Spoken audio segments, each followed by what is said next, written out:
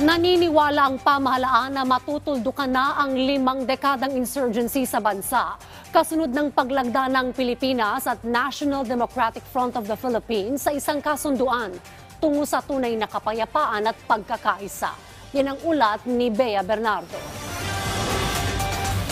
Ang 5 dekadang problema sa insurgency posible nang matuldukan sa ilalim ng administrasyon ni Pangulong Ferdinand R. Marcos Jr.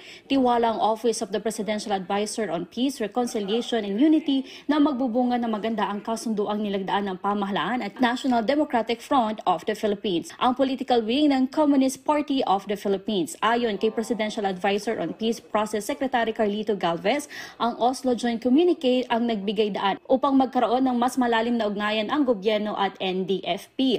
Nagbigay din ito ng pag-asa sa bansa.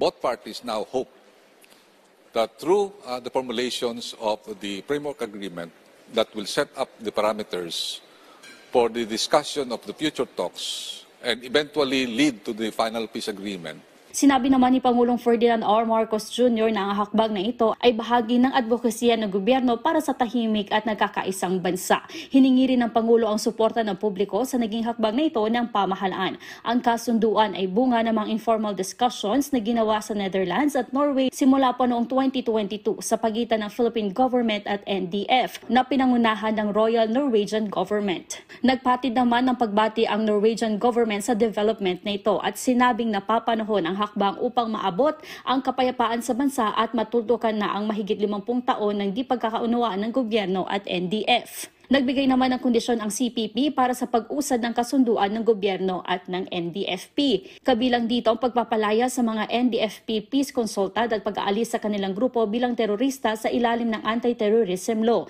Nilinaw naman ni Defense Secretary Gilberto Teodoro Jr. na hindi pa maituturing na resumption ng dating peace talk ang bagong kasunduan. These are exploratory talks. There are no formal peace talks yet.